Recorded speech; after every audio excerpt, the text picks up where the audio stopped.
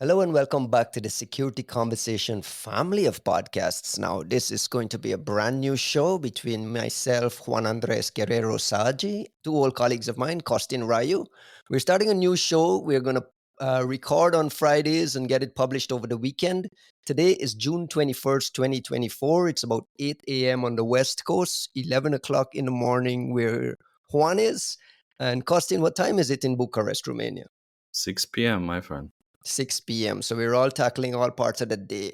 We also need a name for the show. So if the listeners can suggest a possible name for this show after you listen to the first episode, we'll take some recommendations. We want to get right into it. We're going to cover a couple of topics today. Obviously, Microsoft Windows recall and the news around that. We'll talk a little bit about the Brad Smith testimony and the fallout from the CSRB report and what continues to be there. I want to talk a little bit about Apple private cloud compute and the implications there, chat control in the EU. So we got a bunch of things to get to. Before we get there, hello Juan, hello Costin. Welcome to our first episode of the show that does not have a name. How are you guys? Good, man. This is actually pretty exciting, right? So, like, I think we've all been good friends for more than a decade now, and so this is the kind of chat that we get to have in private, and it's uh, in a way it's cool to make a podcast out of it. But I'm more excited because it means we do this on a regular basis, which isn't happening as often as it should. Absolutely. And hope there's no holding back now that the recorder is on and we kind of have a straight, blunt, honest conversation about what's going on I all think around. that's the point of, like, honestly, I'd like to see that reflected in the name, right? Like, it's almost like if we had any sense in advancing our careers, we would not be recording this podcast. Absolutely. All right, let's get started. Costing Microsoft Windows Recall was the big hero feature of their AI plus PC computing, whatever this new Windows is. But the hero feature is this Windows Recall that snapped screenshots, I believe, every 5 seconds and stored it in some encrypted format and allowed AI to create this timeline of the entire history of your computer, including like recreating bits from the past and so on. Obviously, it triggered a lot of controversy and complaints from the privacy folks. When you saw it, can you guys jump into what was your? Did you initially look at this as like, hey, this is a pretty cool product, or did you immediately go to security and privacy and say, what the hell is this? No, I mean, for me, it was one of those moments when you try to immediately think, is this like the moment that I just get rid of Windows everywhere and switch to Linux or Mac? That was the initial feeling. Now, my second thought was, okay, maybe some computers don't have this backdoor if you want pre-installed, and if so, what are those, let's say, safe solutions that I could still be using? So I guess the good news is, for now, this feature is kind of limited to those new devices running on the ARM architecture, as far as I understand. So that means that the old school Intel based CPUs running Windows, they kind of, let's say, okay. So not directly affected. That's the good news. But the bad news is that I think here the point or the issue is mostly the fact that Microsoft maybe it's a kind of a victim to all these AI buzzwords, marketing push, where like pretty much all the companies out there Yeah, are Microsoft is overnight leading this push. I mean, they adding invested $10 AI. billion in OpenAI to push this Well, thing. I mean, that's legit. I mean, in that investment, if you want, yeah, it's an investment that makes sense. The problem is that um, that everywhere people are trying to kind of ride the wave, capitalize on the AI buzzwords and everything, and adding features that nobody needs. I mean, why would I ever need this thing? I don't need that. Like this, probably the Yeah. last thing I need. A software that takes screenshots of my desktop and all the privacy issues. And I guess that on top of that, the worst, pretty much the worst possible thing is that it comes at the wrong moment. This is not the moment when Microsoft needs more questioning about their security practices. And You're hitting the nail on the head. I think that's where you're kind of getting into the other part of the Microsoft discussion about sort of the security culture, and the biggest blunder here being the timing, right? the Like, timing. look, guys, I don't think this is an evil conspiracy in any way. I think this is a naked representation of how bad the security culture at Microsoft is. That we know there are incredibly competent security people at Microsoft, and I am dead certain they had nothing to do with this decision, because any one of them would have told them that this was idiotic. And they had a lot to do with the decision to like run back and get it killed before it could ship. Right. Like, because I'm pretty sure, I mean, we've all been at big companies. Pretty sure we know what went on in the background with some of the security folks going there and saying, what the hell? How did this get in there? And then there was like a mad scramble, a lot of big meetings, a lot of things that got pushed all the way up to Satya, and Satya say, kill it. I want to circle back to Costin used the word backdoor. Juan, did you get that initial, like, why did you use the word backdoor there? Was that your initial reaction as well? I didn't think of it as a backdoor, because honestly, it's a convenience. It's a matter of it's a convenience factor for attackers. Like, Windows doesn't need any backdoors. Windows is incredibly porous. Like, info stealers are having a wonderful time. All you're really doing is could you just Christmas bundle, package up everything this user is doing and put it somewhere, and then the info stealers that are already taking everyone's passwords and tokens and cookies and session everything can now just pick this up as well. And this is where you see the cultural difference between Microsoft and Apple, where if Apple ever came up with this kind of harebrained scheme, which it is actually a different topic that we want to discuss today, the big question would have been, hey, we're grabbing all this user stuff, where are we going to put it so that it can't be accessed by us or anybody else? At Microsoft, it was, hey, let's grab all this stuff that we can LLM and create retrievals for and whatever, and people can ask questions. And then there's no thought whatsoever to where the hell are you putting this thing? When are you going to rotate it? What do you do with it? And how do you keep somebody from just grabbing it and running? Costin, why did you use backdoor? Is that coming from an APT researcher's mindset where it just feels like Juan explained everything is in one spot? Yeah, no, but just imagine that you're an APT attacker, and then the moment that you compromise the system, the first question is what's going on in here?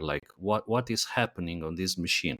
Not necessarily right now, but what is happening regularly on this machine? What are people doing? Let's say it's I don't know, a platform used to manage some kind of databases or an administrator's computer, right? Having this history of screenshots for, let's say, the past days or weeks, it makes it so much easier for the attackers to immediately understand what this machine is used for. What kind of software runs on this machine regularly, even get a kind of a glimpse into what the administrators are doing in the network, if you want. So I think maybe the word is a bit harsh in the sense of calling it a backdoor, but nevertheless, what I think it gives the attackers, it gives some kind of visibility that never existed before. And it can even be a kind of a feature that you don't know that you have. You don't know it's there. Maybe you just bought this machine, you're using it for your regular work, and you don't even realize or understand all these risks. It's a flight recorder, right? That's the part that we're kind of missing. And I think this is funny because we've all worked in the antivirus or EDR space, and some of us still do. But there's so many complaints usually about the idea of well, you're logging, you're creating telemetry on the basis of everything that we do, and how much can you see, and so on. And most of these companies that are security companies that come as come on top of, you opt in to having this security product in some way, still do quite a bit of work to be okay, how do we anonymize this? How do we try to not be invasive while also having access to what we need in order to provide security?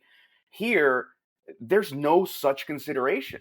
You're literally saying, well, what happens if I type a password? What happens if I type a secret? What happens if I, credit card. Anything? We haven't even had the edge casey HIPAA considerations of I'm having a remote consultation with my doctor, right? There are so many ways in which this was clearly just not thought through. How does something like this get turned on by default? It boggles my mind that Microsoft, a company with a rich history of dealing with security issues for decades, that something like this gets baked and slowly built and baked and slowly built and gets tested internally by a million people, and no one flags these questions that you and I are obviously asking in a very, very interim. How does that happen? And is this like dramatic urge and addiction to security profits and the fear of not being left behind the AI train? It's not so much we have to be on the AI train, it's like we have to not be left behind. But it boggles my mind. I look, so there's two ways to look at this thing, right? Like you mentioned their history at security. Their history at security has been a roller coaster ride. They've had some of the lowest lows and some of the highest highs, and I think in that sense, what Microsoft can say they have is a richer oral history, sort of like weathered, beaten, and experienced compared to Google or Apple, right? Google's had some of their own stuff, but frankly, like Microsoft has been at the highest and the lowest in some interesting situations. That said, I think what we're suffering here is something completely different, which is you mentioned this $10 billion investment in AI. Everybody's going insane over the world of possibilities of AI. To me, it's a kind of drunkenness that comes with innovation, with the possibility of things that is actually keeping us from seeing where this is concretely useful, what it could actually materially change. So instead, people are going, well, what if we just force everybody to try to do their searching this way? What if we just force everybody to try to integrate it into this banal aspect of their lives? And maybe that'll change everything, right? It's like this desperate bid at trying to find some kind of sticky monetization mechanism for this thing that is like clearly super cool, but not clearly useful necessarily. Not only that, but allow me also to mention some kind of a potential nightmare scenario here. And I was thinking, like, maybe after the other 2 points which I mentioned, the third one that came into my mind was that sooner or later, these screenshots will be backed up by OneDrive or some other mechanisms. They will end up in OneDrive. Either by accident or as a feature, like not to lose your history. It's an upgrade. You pay for it. Or an upgrade, or I don't know, like to use cloud machine learning or other things. So they'll end up, that eventually, maybe not this year, the next year, in 10 years, 5 years, they will end up on OneDrive. And in 3 months, in 3 months, they'll be, not only will it end up on OneDrive, but they'll find a way to like charge you to get them back, charge you to delete them. Like, look, I don't want this to become like the podcast of just like slamming up and down on Microsoft. Absolutely. They make it so easy, and almost like it almost feels like a moral obligation to have to come down on them. And this is like, it's something that is hard for some people to understand, and they try to chuck it up to like, us drinking way too much haterade or being in a competitive space, and it's neither of those things, at least not in my book. To me, it's a representation of the importance of Microsoft as a company. Like that's the truth of it, and it really bothers me to see Brad Smith kind of waffling and saying, "Oh, they really need to apply this to our competitors," and this is becoming like a politicized thing where like the CSRB is staffed by people that work for our competitor. Yeah, sure, why not? Try to find some technical experts that don't work somewhere that competes with Microsoft in some capacity, but more importantly, no other company on earth is positioned the way Microsoft is. No other company is as important in this problem as Microsoft is. And that comes with outsized responsibilities. I want to mention here, just as we talked about instead, we talk about beating up on Microsoft. We just had a story with Slack, updating terms of service to say, yes, we are training AI models on some Slack customer data. Not only are we doing it, but it's turned on by default. And for you to opt out, you have to physically send an email to a random email address and hope that someone turns it off. That's the status quo. Adobe changed their terms of service to change who owns customer data that happens in their AI Adobe world. Zoom did that shit too. Zoom did early that. on. This is becoming the pattern. And what I'm saying is like an opt-in dark pattern. And we laugh about it. Like just now, Costin just said, it's coming it's going to come in OneDrive someday soon. We all giggle and say, yeah, in 3 months, it's going to become. Like that's the status quo. The status quo is that we've accepted these dark patterns. What is the answer? Do you think the CSRB and the government's attempt to kind of rein in some of these big tech vendors puts any sort of sloth into this, or are we just going to deal with these dark patterns on a case-by-case basis and roll our eyes? Just a very quick comment from my side, and I think here it's important to perhaps emphasize the fact that there must be some kind of competitive advantage. So, like, everybody has access to large language models, right? So AI is pretty much available to any kind of applications. Anyone can just download the model, train it, use it in their system. I think what really makes a difference, and let's say what makes one thing better than other, is their availability to train it on non-public data. So like LLMs trained on Wikipedia or whatever is available on the internet, they can be found anywhere. But the differentiator here will be, of course, those LLMs which are trained on private data. So I think that competitive advantage is what forces all these different companies to suddenly abandon privacy, forget about everything, and just try to train their models on users' data and just break privacy for everyone. You're in the midst of a gold rush, and you're right, but I would also point out that it's not just the private data, it's even limiting the scope of public data that is available to any of us anymore, right? Like Google removing cache and like cached websites is like a huge loss for OSINT researchers and a lot of us that do any kind of security research, and I'm sure a lot of other people I'm not even thinking about. I think the only reason to do that, it's not like Google isn't storing that anymore. It seems to, I would imagine it's to keep competitors from being able to take advantage of Google's data to do their training. And, there really is no way to balance these things out. But I think we kind of dodged Ryan's original question in a way. Look, I hate to say this. I feel like all of this stuff is making me this like pro regulation person, which in the US, that's it. That's the point. That's the you touched the nail on the head. Dirty word in the US. It's forcing us to embrace regulation, which is not something that I want to be. I don't want to be in that camp.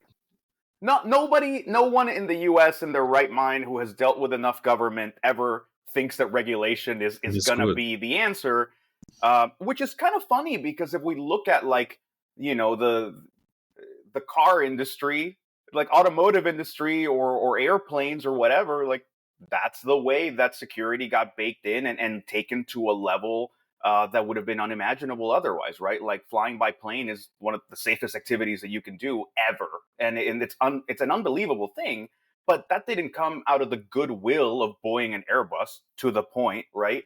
It's because you have this like insane regulatory regime that kind of forces that on. And in the US, we've had this, we've built up this myth. It's almost baked into like this like apple pie patriotism that like we have created the perfect conditions for technological innovation with our like open market practices and so on, and intellectual property regulations, protection, and so on, and no regulation, right? 702, letting people just host stuff that they're not liable for, so etc. And the idea has always been, if you mess with this, you are going to take away America's competitive advantage in technology, and you're going to make it less appealing, and so on. Now we're getting to the boring dystopia side of things where innovation is not the problem at all. Move fast and break shit was like a really nice corporate motto in the 2000s. It is a terrifying form of governance for what are effectively supranational organizations that are not managed by anybody, not overseen by anybody. Even the people who work for these freaking companies don't seem to feel empowered to make any decisions for them, right? If the CEO is someone fireable by the board because the stock dipped 5 cents, then who is the actual leader of this company? I want to circle back, and I think we gotta close the loop on the whole AI data and usage of AI data for training models and private data versus. At the same time, we are in the contrast of Apple announcing private cloud compute, their PCC, private handoff, AI processing handoff. Is significant planting of a privacy flag in the ground at a time when we were having this conversation about everyone chasing data. What was your initial reaction to seeing private cloud compute, and what is the long game happening there? I'm actually super excited about this from a realpolitik perspective. I think, look, I'm a fan of Apple. I'm not beyond criticizing them and have done so with great relish and extensively, and will continue to do so, at least on the threat intel side of things. And we can have a completely different conversation about that. But I think this is the payoff to a very long game that Apple has been playing, in which the whole point of their idea of like we're a product company, user privacy first. We try not to collect anything. It's kind of a nightmare on the security side, but there is an immense advantage that now comes to bear when you can say, hey, everyone loves this innovation in AI and like personal assistance and so on, and everyone is rightly deeply uncomfortable by the uncanniness of it, right? And to that effect, like if you're doubting that, take any semi-private Google search you might have done, like a health thing, like, oh, I have a weird rash on my arm. Would you ask that of ChatGPT equally comfortably? You know what I mean? Like there's some element of it where even just the conversational aspect of it makes it feel like social, maybe a little more shameful, maybe a little more uncomfortable, even though the data is the same issue. I think Apple rightly recognizes that and is limiting the scope of what needs to come out. So from a realpolitik standpoint, I don't want to look poorly on the private cloud compute. What that blog is saying is the quietest part out loud. They're even talking about like administrator permissions, Correct. the ability to like change settings in the cloud without anybody ever being able to know, right? Like by the time that you see the legal terms change, that means the lawyers found out. That doesn't mean that this hasn't been, that people weren't training on data from your calls like for the past 6 months. So they're addressing something very meaningful, very real. Costin, when you read the documentation of the PCC, just the underlying technology, the stateless nature running on Apple Silicon, on Apple servers, the idea that no one at Apple itself has access to this thing. As soon as the compute is done, the data gets destroyed. Just the technical underpinnings. Is that what a perfect private cloud compute infrastructure looks like, or does that even exist? I think this is the right moment to talk about such things. I mean, things like homomorphic encryption have been discussed for many years, but still in practice, this is very, let's say, little used out there. So I think it's the right moment to have such discussions. Kudos to Apple, essentially, being a pioneer here with this idea. Of course, the first solutions will not be perfect. Of course, they will not mitigate every possible attack angle, if you want, right? There will always be little issues or little problems, but nevertheless, I think this is the correct way ahead. This is what other companies should learn from, and obviously, I think not to go back to Microsoft, but I think this is what Microsoft also needs to do. The only thing which kind of clouded it, in my opinion, it was that around the same time, Apple announced their cooperation with OpenAI.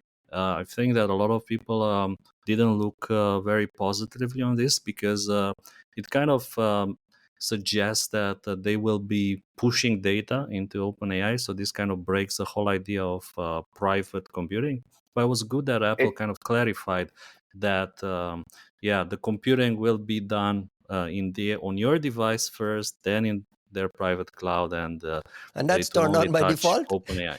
My one question is always the same: is that turned on by default, and can I stop it from doing that external processing? Can I say, listen, if you can't do it on device, don't do it?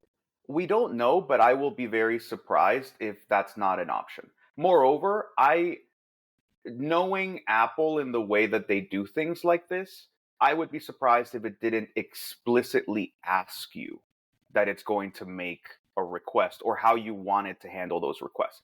And as long as they do that, like, again, here, the problem is the things that you don't say, right? The things that go quiet, right? The things that change without you knowing. The discreteness of it is where the privacy tends to fall apart. If they expressly say, hey, this is a request we should probably send to OpenAI, you cool with that?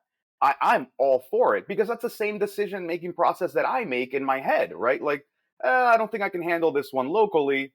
Let me send it up to somewhere else. And in that sense, I'm glad they went with OpenAI, because frankly, like, their models are way better than everybody else's. Like, at least in my experience, like, the whole, you have Anthropic and Cohere and everybody, but like, there is a marked differentiation between what OpenAI is putting forth, the quality of their models, and everybody else. I don't know about putting all that power, Apple and Microsoft power, in the hands of one startup company that's run by, a management team that just can't get out of their own way. I mean, I don't know. And I don't know let's if not it's trusting forget OpenAI. some of the privacy issues. With Scarlett Johansson, I'm just gonna mention that here, like, and drop it. But for sure, there's several risks, and there's like things that needs to be taken into consideration when we talk about these giants putting their forces together and potentially sharing your data between themselves without you, like you said, Ryan, I'm a having big the fan of option the to open stop. source models, like what Meta is doing. I believe that's the way forward. Well, I want to just they had their hand forced, right? Like, they didn't mean to open source it; they just leaned into it once it happened, right? I want to circle back on PCC and just close on one other thing, because Apple is promising verifiable transparency, which is publishing measurements of the code, making logs and stuff associated, publishing official tools for researchers to analyze its PCC node software and stuff. Do we trust that Apple is really going to allow us to verify and try? I mean, we've had this issue on iOS where researchers have complained forever that we don't get access to see and verify anything. Is this something you're taking at face value? I feel foolish, because my initial instinct was to think about the expertise, the theoretical aspect of what it takes to verify, when in reality, the bigger problem at Apple is usually a social and organizational problem, where they say, we're going to make this thing available and then never make it available to anybody. So I feel naive in that. I will be pleasantly surprised if we see something different, but so far history is not on their side. You expect to have tools to do this inspectability, Costin?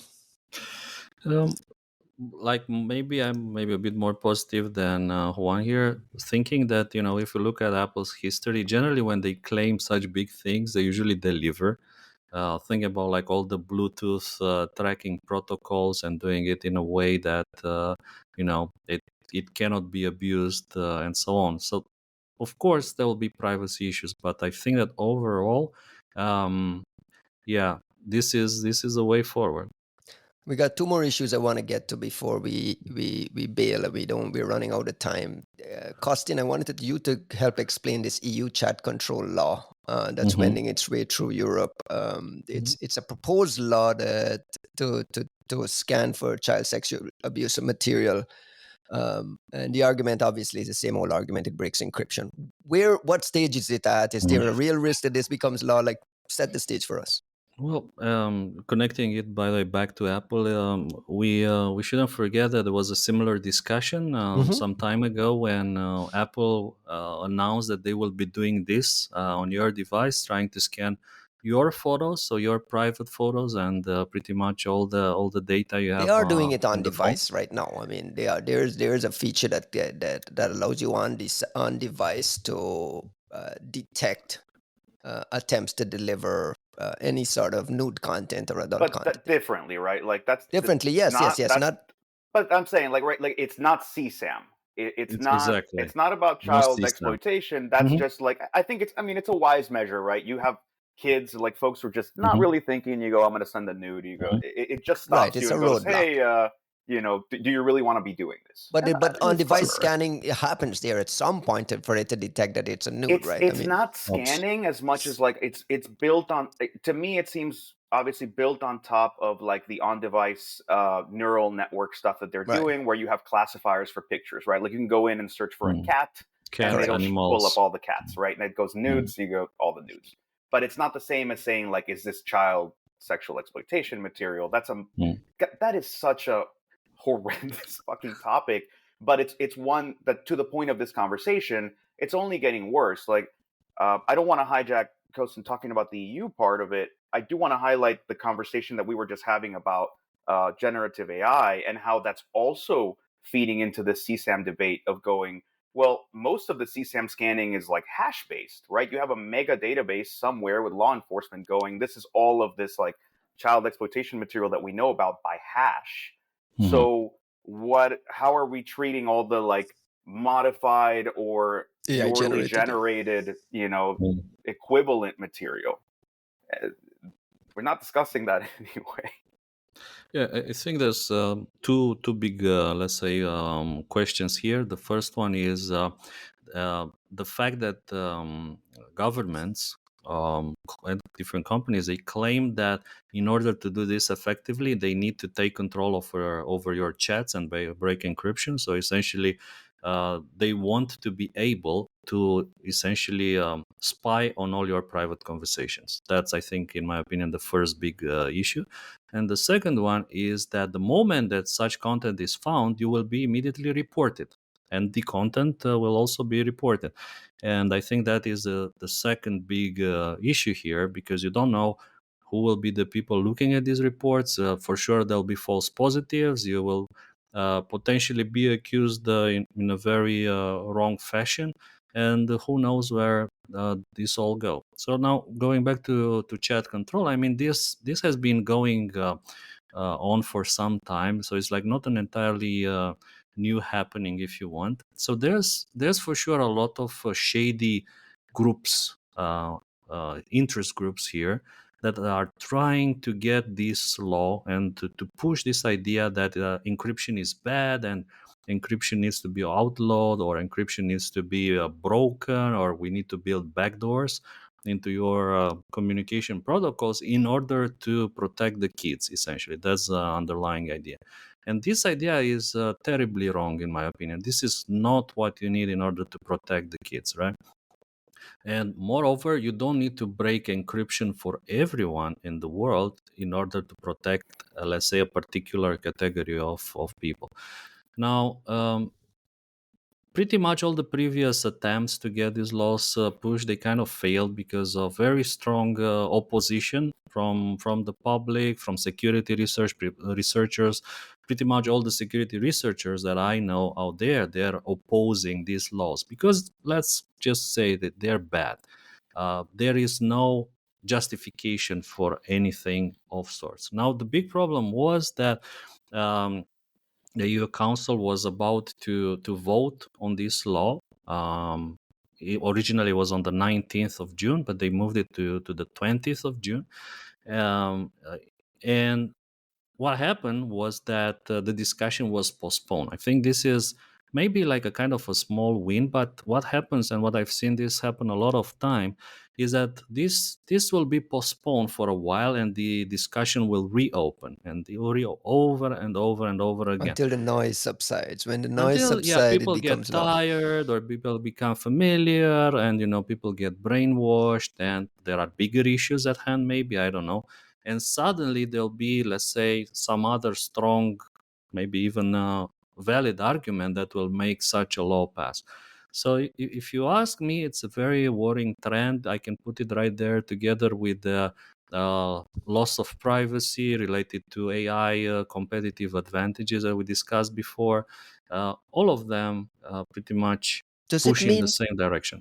does it mean that encrypted messengers wouldn't work anymore? Like if I have Signal and WhatsApp, or are they proposing to do this scanning before messages get encrypted in the apps? Like what is the Have they thought about it at all, Costin? Because frankly, like, forgive me for being so like jingoist here, but like the EU comes up with this kind of nonsense, right? Like feel good nonsense regulation all the time without thinking about like how to It's actually get any of it done. Right? allow me to say, like, it's very interesting to say here that some of these groups which are actually pushing and sponsoring the politicians that are actually pushing the laws, they're not from the European Union. They're actually US based groups. So it's very interesting, like this axis of power that is pushing for these laws may not even originally have come from Europe, and it may simply come from other sources. But you're absolutely right. Like, how do you implement this practically? I think one is to build some kind of a keys, like if you want some kind of universal keys, similar to what the FBI wanted from Apple in the San Bernardino shooter story. They just want like a universal decryption key. So whenever, let's say, a message is sent to you, it will be encrypted with your key and some other universal key that the government owns. And obviously that will be very bad, because that key can be leaked and it's pretty much game over, or who has access to the key. um, I think here the best part, to me, if you ask me, the best part about this is that in the law there was like special provisions where the lawmakers pushing for these laws, they attempted to exclude themselves from this procedure. So like, it's fine to spy on Juan, it's fine to spy on Ryan, but it's not fine to spy on us. Like, Right. we politicians, we as members of different governments, as well as, let's say, the military, the police, and so on, we should not be subjected to this scanning. I In mean, other words, I mean, yeah, is that all, it? all animals are equal, but some animals are more equal than Right. others. Is that on it? So it's kind of funny, right? Like, is that hinting towards how we should be managing a lot of the sort of regulatory stuff, where it's like there is a lack of like radical transparency. That's like an unthinkable idea. Like, going back to like the corporate governance stuff with Microsoft, right? Like, they're not going to have a truth and reconciliation commission for why their like security culture sucks in any way that anybody can see. But similarly, like, we're not going to come and apply like sort of like regulatory uh, hardcore measures across the board in the US and similarly in the EU, right? Like, all these sorts of things of like, let me push this upon you, and then and not be subject to it, is where a lot of this stuff kind of gets to have these like imbalances and power dynamics just sort of play out in technology. Very quickly, Costin, what happens next? It's just kind of been delayed now, and It's been delayed, and I think we'll come back in a couple of months after things, become more quiet, the attention shifts. So we need to keep an eye on this. Whenever you see it mentioned, I think it's important that we all try to, one, promote awareness about the fact that this is a bad law. The implementation, for sure, it will be bad in one way or another. I guess that some companies will simply choose to withdraw their encrypted messengers from those territories, so maybe they will no longer be available. Or let's say whenever you use them in such countries, there will be no encryption, like it will be all in plain text.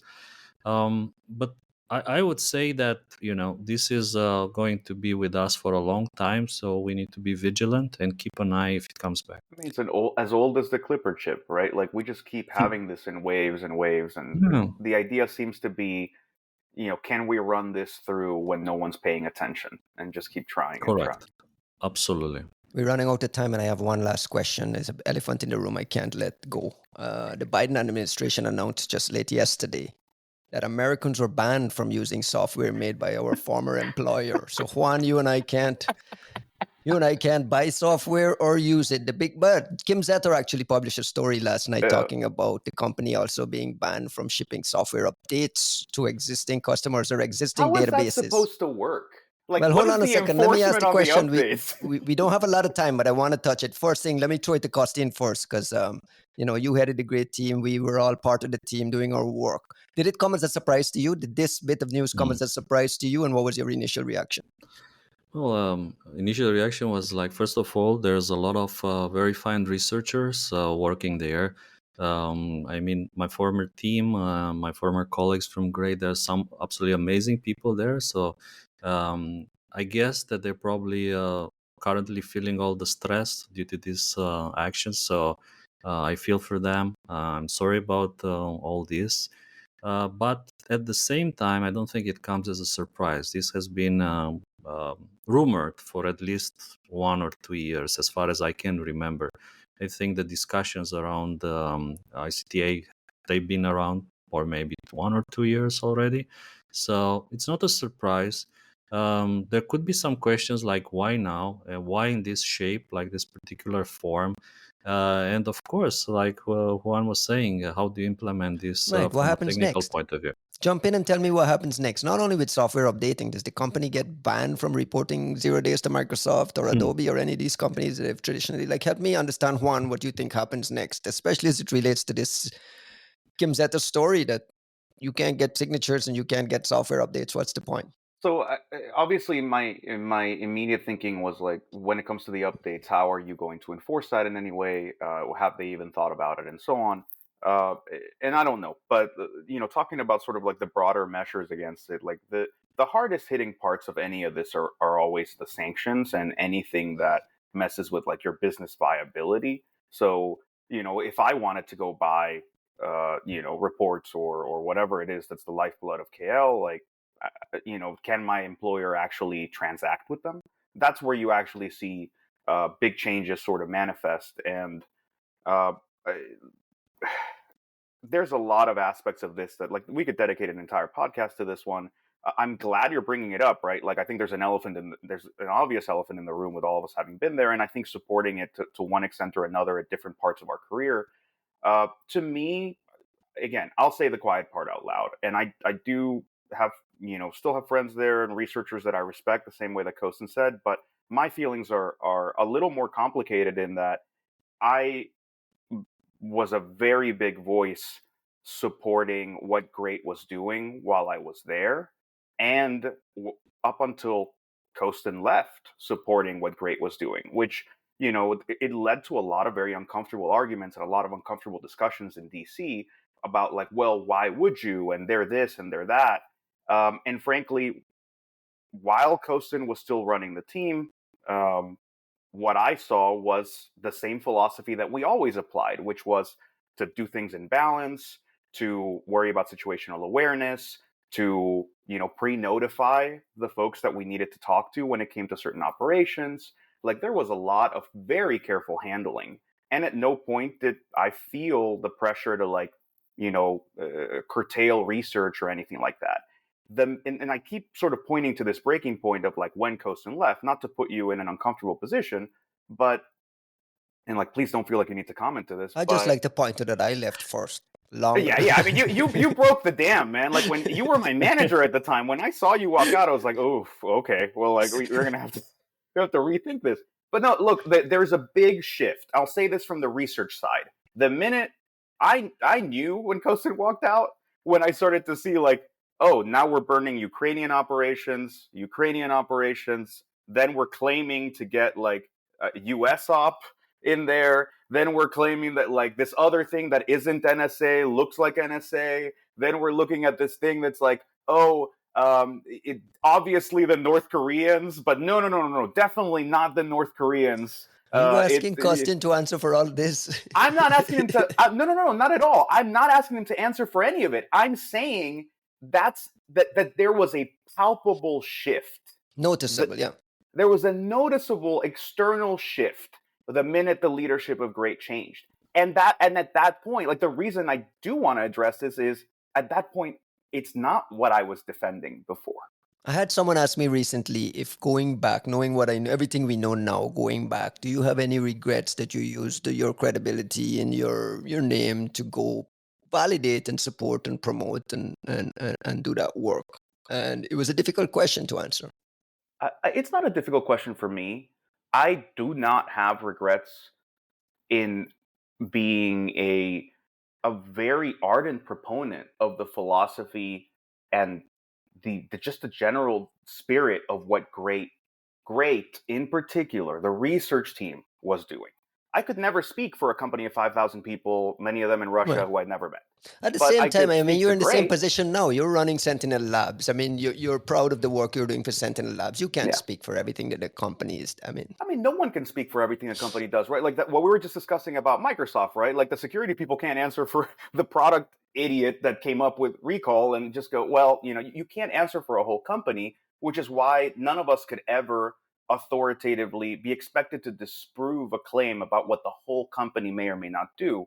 But I think from a threat intel perspective, I was always very forthright in talking about why I thought what we were doing at Great was important and why I wanted to see more companies do it, because the opposite approach to me felt almost fraudulent. It felt like curtailing your research, choosing not to tell your customers things because you have some allegiance or favoritism, choosing not to look at entire regions of threats, choosing not to look at something because you think it kind of smells like something that maybe is an ally. Which is the norm for American companies. It's Let's the be norm real. for most companies, period.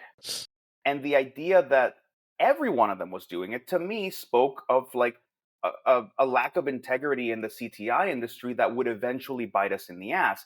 And in a way, the conditions that had to come were wartime conditions. And now is when we're there. Yeah.